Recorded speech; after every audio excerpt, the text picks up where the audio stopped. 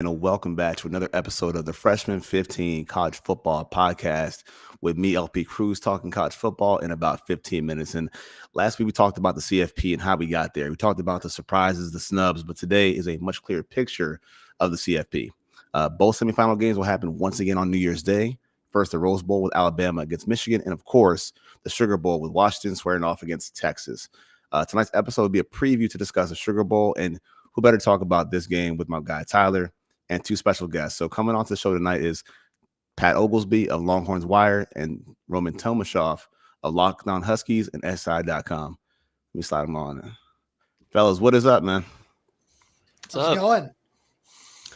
So, crew, y'all might have missed the whole intro monologue, man, but I was bigging you guys up, bigging up the podcast tonight, and just kind of talking about, how we got here last week with the CFP. I wanted to have both you guys on, Pat and Roman, because you guys have a unique insight on both of these teams in the Sugar Bowl. So, somebody know this, I kind of adopted the Huskies as my team this season and Mike Penix.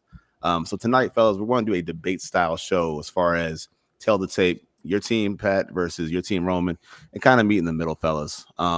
But before we do that, man, I wanted to make sure those watching hit the like button, hit the sub button. And I want to start off with you, Roman, man. I know you're out there repping the Huskies. Give me your backstory. How did you kind of come about to be a Husky and kind of walking the sidelines out there in Seattle?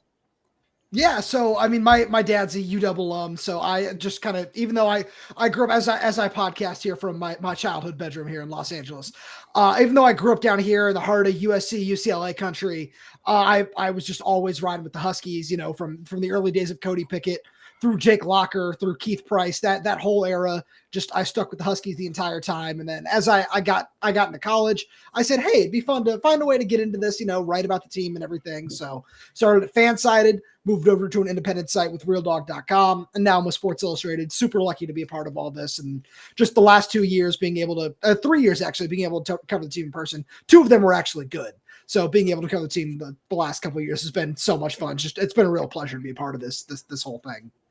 Awesome, man. Glad to have you here. So for those that know, been part of the show, we've talked about Pat before and kind of like a shadow guest on the show, talking about UW and UT. Pat, tell us about your background. You've had a kind of a funny path to where you are now. So kind of talk to us about your background and about your Longhorns. Yeah, I kind of have the same kind of upbringing as Roman. I kind of grew up as a fan.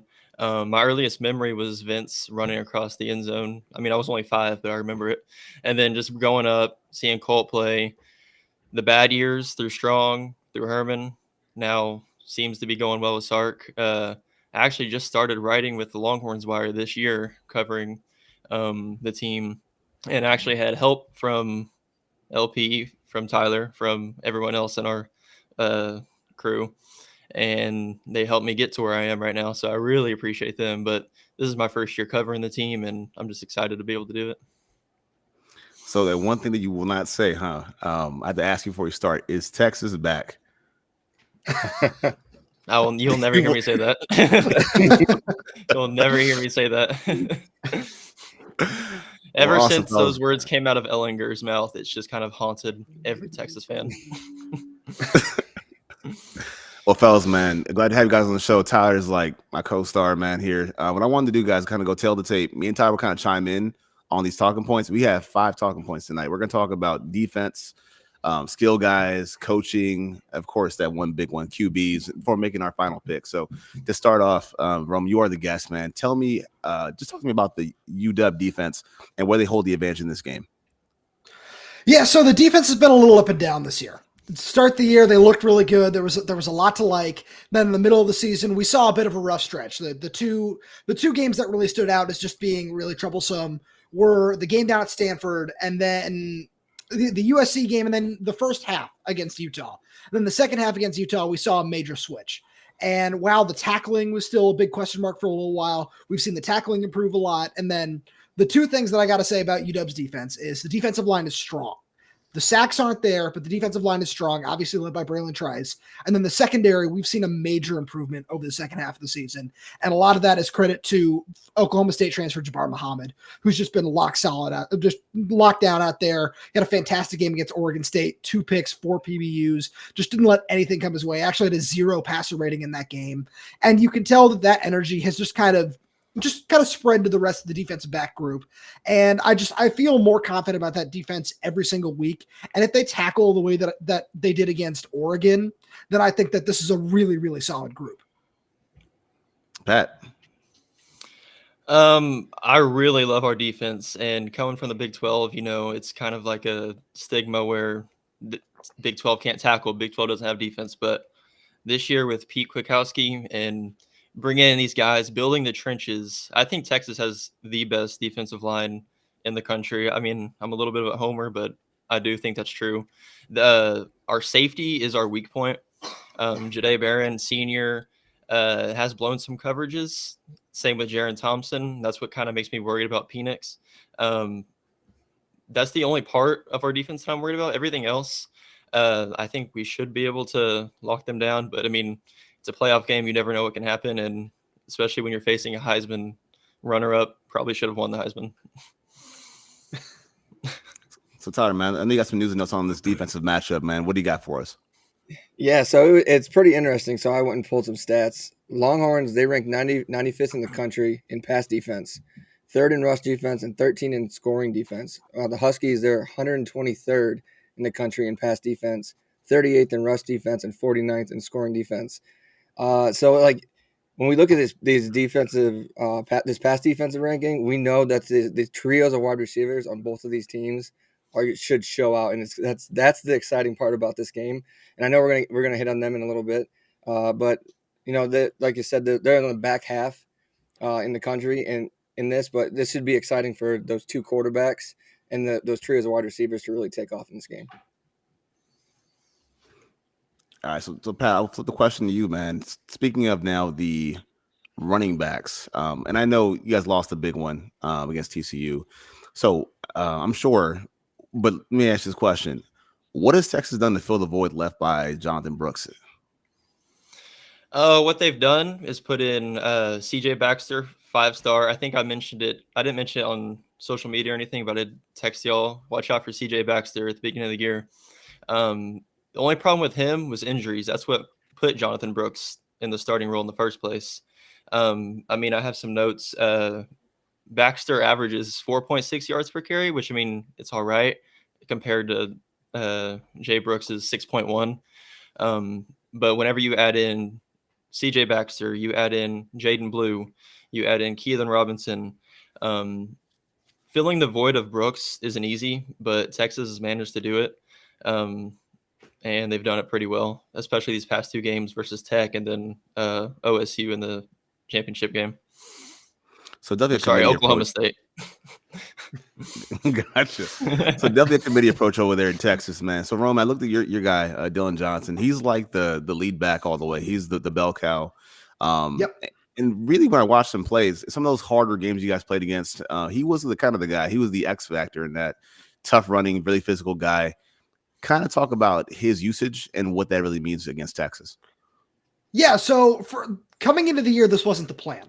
The plan was for him to split carries with Cameron Davis, who also missed the last game against Texas, where he got hurt during bowl week practice. But he suffered a knee injury right before the season started. It's missed the entire year, where originally it was supposed to be just kind of a 1A, 1B thing, just like it was last year between Davis and Wayne Talapapa. But obviously, Dylan, after dealing with a knee injury early in the year, he's picked up more and more steam as the year has gone along, and he's been at his best in big games. Where I was going through some of the numbers today, over the 5 games that Washington has played against teams that finished the year in top 20 in run defenses, he averaged nearly 23 carries per game over those 5 games and 107 yards. So he's been at his best in some of these big moments against some really good defenses. And this is a guy who, coming from Mississippi State, coming from the SEC, is a really physical dude. And behind Washington's offensive line, which won the Joe Moore Award, this run game, which really wasn't very good to start the year, has just gotten better and better and better. And Dylan Johnson deserves a lot of credit for that with everything that he's been able to do. All right, fellas. So, Roman, back to you, man. Here's another X factor. I can talk about them all day long. I've seen them plenty. Your trio of wide receivers, tight end Jack Westover, but kind of give more detail about this because it's easy to talk about Rome Odunze, how great he is, but he's got a lot of running mates to go along with that. So kind of expand on the trio of guys you have there in Washington. Yeah, so I mean, he had to play a majority of the season without Jalen McMillan, right? Where he got hurt at Michigan State, missed about 2 months with a knee injury, tried to come back a couple of times, and just suffered a few setbacks, which was really tough to see because it's very clear that the plan for him was to have another good year, go for 1,000 yards again like he did last year, and leave for the NFL. We'll kind of see how that goes. If he has a good game against Texas and then potentially in the national championship as well, it still feels like that's the plan because he's an NFL guy in his future. And the same can be said for Jalen Polk, where we all know Roma Dunze is going to be a top 15 pick. He's been just fantastic all season long. Played the back half of the season with a broken rib and a punctured lung for a little while too, because that's just the kind of guy that he is. Didn't miss a single game after that happened against Arizona late in the fourth quarter. But Jalen Polk is another guy who stepped in whenever he was needed, went for exactly 1,000 yards on the nose this season, and just has been spectacular filling that role. And now that Jalen McMillan is back at full strength, it just unlocks so much more for this offense where you've got an extra speed element down the other sideline. Jalen Polk does so much work over the middle of the field. He's so sure-handed. And then you talked about Jack Westover. He's another guy who just, whenever he's called upon, he always delivers. Just such a sure-handed guy. This receiving core has showed up time and time again this year. And even though there were some points where, you know, the rain game down at Oregon State where it hasn't necessarily looked perfect, this is still, in my opinion, the best trio of wide receivers in the country. So Pat, man, we talked about your guy Xavier Worthy, who you actually stood by. Even last year, you stood by him pretty steadfast as well. The transfer that we got also from Georgia there. Kind of talk about your guys too, because I feel like it's Worthy first and everyone else is secondary. So what guys do we not know about that we should be talking about in that skill group for Texas?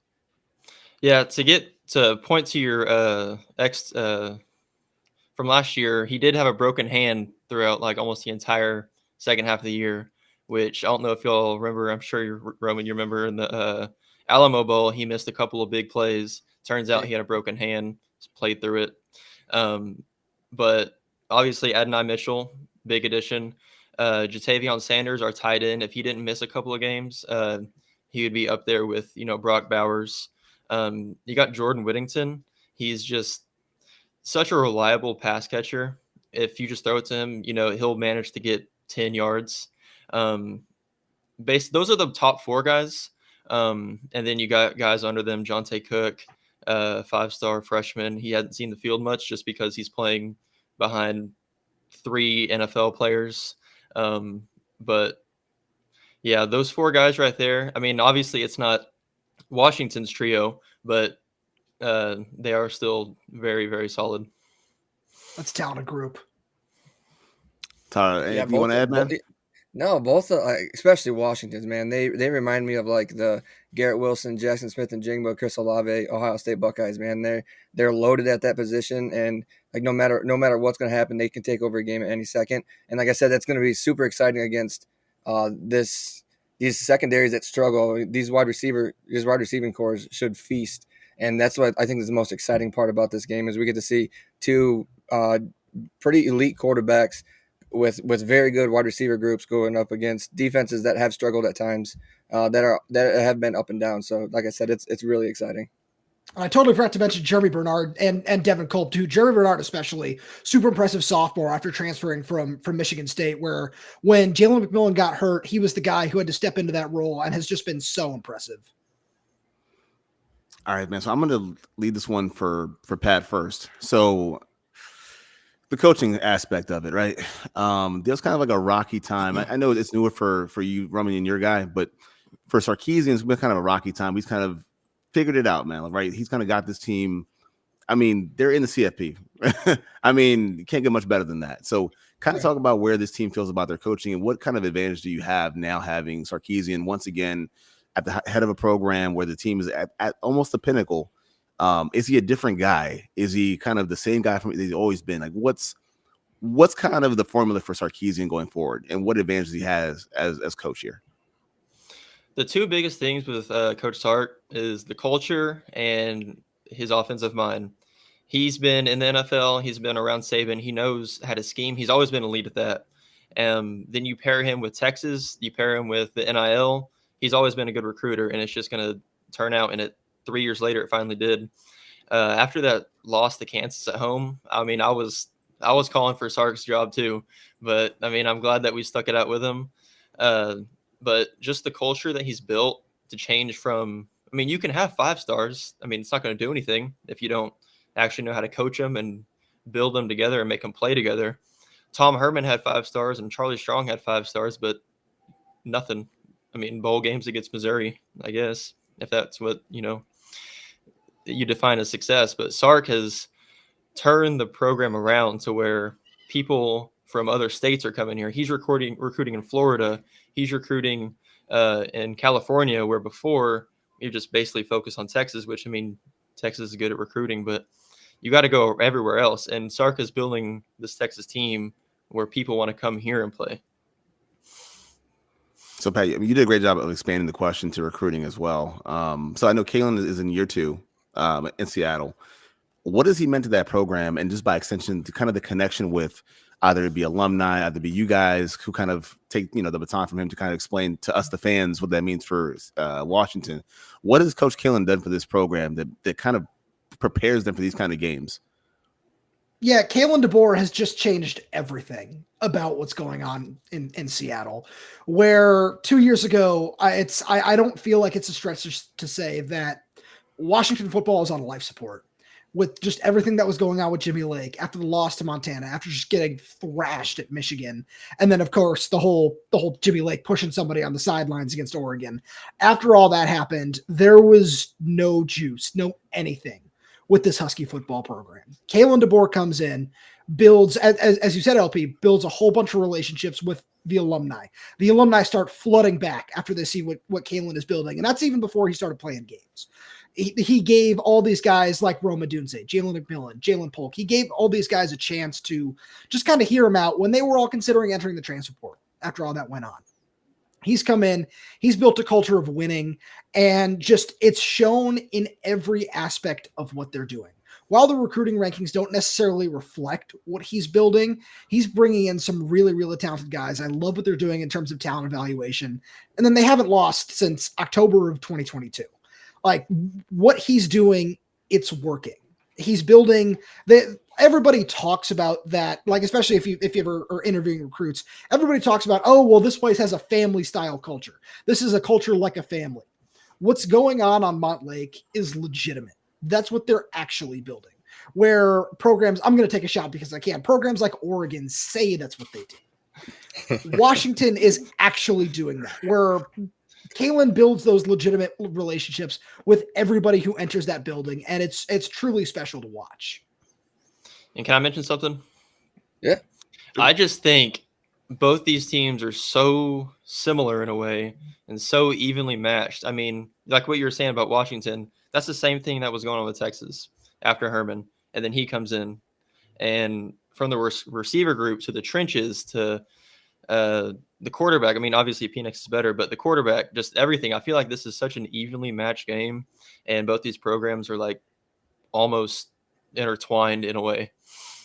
It's great that we get to see this 2 years in a row after seeing it last year in the Alamo Bowl too. It's really cool. I love it. So I think you guys kind of, go shoot. Yeah, so this is more kind of on the coaching side. So a lot of the times we see these conferences, they're top heavy. And LP and I said it all the time. We said it last year during the season, like the Pac-12 beats up on itself. And then you had like these two clear teams that are always at the very top. Same thing with the Big 12. People make fun of the Big 12, and they say, they can't. It's not. They say it's like a basketball conference with no defense, like Tyler mentioned earlier in the show. So when people say that, what can you tell the people who don't normally get to watch like the West Coast games, Roman? Sorry. So the first thing I do is I sigh. I hear that all the time. Yeah, where it's, there's nothing going on in the Pac-12. It's like, okay, so you're just not paying attention. That's fine. Right. But no, it's the Pac-12 had 8 teams ranked at one point this year. Was that legitimate? Correct. No, not really. It was week 3. But as the season played out, we saw so many good teams, right? We saw the rise and fall of UCLA. Their defense was legit. I was super impressed with everything they did there. One time, Husky Leatu Latu missed that.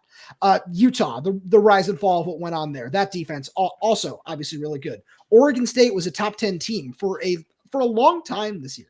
That's a really good program too. And then, so everybody just looks at the record and they say, oh yeah, right. As you said, where they beat up on each other. This happens, that happens. That's true. Because the Pac-12 just doesn't necessarily get as much credit as people think. As somebody who lived on the East Coast for 4 years, it's very true. That whole bias of, oh yeah, I just don't stay up to watch Pac-12 games. That's all 100% accurate. And as somebody who's been covering this team, it's frustrating because these guys deserve their respect, and they play as physical football as anybody might see, despite what Booger McFarland wants to tell you. All right, fellas, to kind of go off that, Tyler. Yeah, to kind of go off that, what would you say to the people who are naysayers about the Big 12 with Texas coming into? So some people say they didn't deserve it, but they clearly did. And I was skeptical of them getting in because obviously I'm a Buckeyes fan. I kind of wanted them to have a close game against Oklahoma State, so they would kind of sway the Buckeyes to be in. But with them beating Oklahoma State the way they did, who was also ranked. What can you tell the people, the doubters, about Texas and how they rightfully deserve to be in this Final Four? Yeah, I mean, I go all the way back to week 2. I know people say it's early in the year, but I mean, they went into Tuscaloosa and they beat Bama by double digits, and they had the ball at the end of the game. So it's not like it was Alabama was driving down the field to make it close. They dominated the game. And then just throughout the year, even in the close games like Kansas State, Ewers was out. We had Malik Murphy starting, and they end up coming back, and the defense makes a stand. But they find ways to win games that previous Texas teams would not do. Houston. And Houston too. We got kind of lucky with the call, but Ewers was out, or he did get hurt that game, and then he didn't finish. But they just find ways to win games. But yeah, I'm not going to talk good about the Big 12 because I don't care for the Big 12, and I really don't care for the SEC either. You're not going to hear me talk good about any of those teams, but they definitely deserve to be here as much as any other 3 teams. So Pat might have gave this away earlier with the way he thinks about the quarterbacks, but Roman, you're pretty confident in your guy. I know I've been on the hype train since Indiana with Mike Penix, but you've kind of been around him a little bit more, and I think he's starting to kind of be known about more as he interacts with his teammates. You guys, as far as the press and the media and just around campus, what is one thing about him that separates him from, not just because the arm is amazing? I've gushed over his arm talent for a long time, and everyone knows about it. Same with yours as well too, Pat, to an extent. But what separates Penix as either a leader, as a quarterback, or just his intellect at quarterback? What makes him different than everybody else in the field at quarterback in the nation? So the one thing that I really got to highlight here is his toughness, right? Because LP, as you said, with somebody who suffered so many season-ending injuries at Indiana, that was really tough to see. And then he comes to UW, and it's really great to see that he's barely missed a snap. He's done a fantastic job of finding a way to stay healthy. Huge shout out to his offensive line there. But when things did get tough this year, the Arizona State game, where they turned the ball over 4 times, didn't score an offensive touchdown in that game, found a way to win. The Washington State game, where that's an inferior team that hung with him for 4 quarters, and you see him with his head in the phone booth at the end of the game because he's exhausted. Some people said that he was sick that day, and then there were a couple other games where he was feeling really sick, like the Stanford game, the Oregon game, where he had to have an IV pulled out of him on the sideline before he goes down to lead them on a drive where that was the drive they got stopped on the 1-yard line. And then of course, they end up winning that game where he's freestyle rapping on the sideline before that happens. That's all awesome. And all that does is speak to the mental toughness of this kid. He's endured so much over his time playing college football, and it has not shaken him one bit.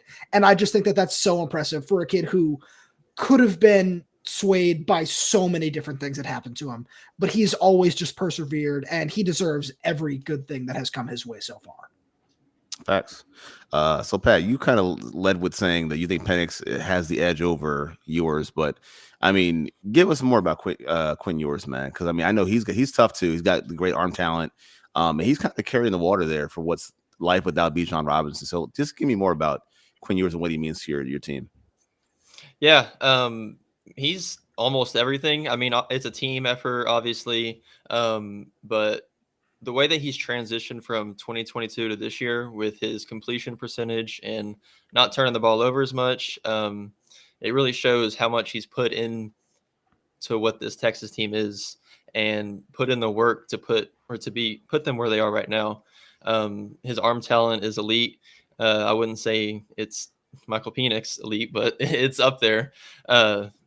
And just the way, my biggest thing is how he transformed from last year, and he proved most of the naysayers wrong. I know there's a couple, one that we're friends with, but yeah, his ability to change what happened last year to this year. So, guys, I have a couple more questions before we get to our predictions. And again, you guys are lifers. I mean, Pat, obviously, I think you've been in pre-K since being a fan, so it's different for you. But for you guys personally, what would a game like this mean to you guys? Like, what would it mean for you guys to win this game as fans? You guys who are now media members of these teams, what would it mean to you guys personally to win this game and ultimately win the whole thing? Pat, go for it. All right. Everything. I mean, just to prove everyone wrong, the Oklahoma, the College Station, Waco, just to prove them all wrong. I mean, we can finally do it. That Sark did it. That Quinn Ewers did it. That we're not the Texas team of the 2010s. I mean, it would just I can't even put into words what it would mean, and we're 2 wins away from it. It gets me so hyped. Pat, you hit the nail on the head there. It would mean everything. Like I'm somebody who I went to school out in Boston, moved out to Seattle because I had dreams of covering Washington, and for a good portion of my life, they were one of the laughing stocks of the country. They went 0-12 in 2008. Had to sit through all that. The first game I went to, like in person, to watch the Huskies was that season. I watched them lose to USC 56-0 and get 3 first downs over the course of that entire game. And then I had to watch them on the cusp of greatness in the Chris Peterson era, where it always just felt like one thing was missing. Where 2016, getting to the college football playoff, they got outclassed by Alabama. They were not as physical as that Alabama team. 2017, you lose to Saquon Barkley in Penn State. 2018, I was at the Rose Bowl where they lose to Ohio State. They almost made that miracle comeback, couldn't complete it. And then right when you think it's all coming together with the recruiting classes, with everything else that's going on, Chris Peterson leaves. And that was right when I got out there. That was after my first year living in Seattle. Chris Peterson leaves, hands the team over to Jimmy Lake. Jimmy Lake comes in, and the universal reaction from the fan base was, oh, this guy's a great recruiter. This guy's tough. This guy's got just everything that it takes to succeed here. Takes the program out back, nearly kills it. And then Kalen DeBoer comes in and brings this program to heights that it has not seen since the early 90s. And there is belief. There's a staying power about this team. And I believe in what it is that he's building. I believe in everything about it. And it would mean everything, because this is why I wanted to cover this team, because I knew that it could get back to this point. And it's just so cool to see that happening and to get to be a part of it. Damn, that's heavy, fellas. Roman's got ready to run through a wall, man. Man, yeah. Like the Kool-Aid man, man. Oh yeah. No, I have a quick question, because Pat said earlier. Tyler, he said that he thinks Texas's defense is the best. The defensive line is the best in the country, and then we know Washington's strong set is Michael Penix. But we've seen throughout the year that if you get Penix off of base, he has trouble throwing off of a base. We said the same thing about like Caleb Williams. So that's when you see his inconsistencies come out. So when they rush their 4, and they stop it, they get in his passing lanes. Do you think he's going to be with what is at stake here? Do you think Penix would be more aptitude to doing what he did at Indiana and run more, to do whatever it takes to win these next 2 games? Yeah, absolutely. And that's something we've actually seen him do a little more over the last couple of games, where Ryan Grubb has actually schemed up a couple of just quarterback keepers, which is not something we saw at all last year. Didn't see it early in the year either, but it's something that when he needs to, it's there. One play that I really like to point to is in the 2022 upset win over Oregon on the first drive of the game. It's 3rd and 13, and Michael Penix is getting some blindside pressure from Brandon Dorlus, just spins out of it, runs for 15 yards, picks up the first down. Where when he needs to, it's there. Is he the best runner we've ever seen? No, not by a long shot. But when he needs to, that he can do it. And he's been showing that a little bit more over the last month or so of the season, I would say. Awesome. Thank you. So, fellas, man, it's tough. Somebody has to lose here. So, final predictions, man. Who wins this game? Anybody? You guys shoot. Well, I don't do typical score predictions per se because I'm a huge jinx. The last time I did that was when Washington played Montana. We all know how that turned out, so I stopped giving score predictions on that date. But I usually do a cover, so I think Washington finds a way to win this game. It's going to be close. I wouldn't be surprised if it turns into a shootout, but I think they find a way to win, and they win by 3. Pat? I'd appreciate it if you actually did a score prediction. No, but I think it's going to be close as well. I think it's going to be 35-30. That's just, I don't know. It's obviously score predictions mean nothing, but I think Texas pulls away by 5. Tyler, what you got, man? Okay, so I'm going to say Longhorns 38-35 shootout. So actually, I got the same score as Tyler, and I hate to be the bad guy, man. You guys are cool dudes, man. This one hurts, but I'm going UW, man. 38-35 in overtime. Glad to have you on the train. Oh, man, I hope it's not overtime. I want it done in 4. Yeah, I don't want to. That's an 8 o'clock game, right? Is that 8 yeah, o'clock Eastern? That game? Yep. 8:45 Eastern. It's Yeah. Oh man, 7:45 here. They I'm were gonna be pushing up midnight, all night. 12:30. Hey, yeah, man, I'm down with it, man. I'm down with it, fellas, man. You guys have been great. Your insights, it's been great just to kind of know more about teams that we've been talking about all season on the podcast. But to get it from you guys straight from the source, it means a lot, man. So thank you guys for coming on. Those who've been watching as well, again, like, subscribe, follow along. Roman, I know where you're at, but where can we find you on Twitter? Too. Yeah, man. Where can we find you guys on all your platforms, dude? Yeah, it's at rTomashoff34, all forms of social media. I'm all over it. Yeah, feel free to drop a follow. And then Lockdown Huskies, feel free to subscribe to our YouTube. We update every single day, doing all kinds of work over there. And then all my written work is over at Inside the Huskies, which is with Fan Nation Sports Illustrated. How about you, bro? Follow Longhorns Wire, Facebook, Twitter. My handle is at Ty Bogles on Twitter. So follow me. Follow all my other Longhorn writers, which is 2 on Longhorns Wire, but let's get it.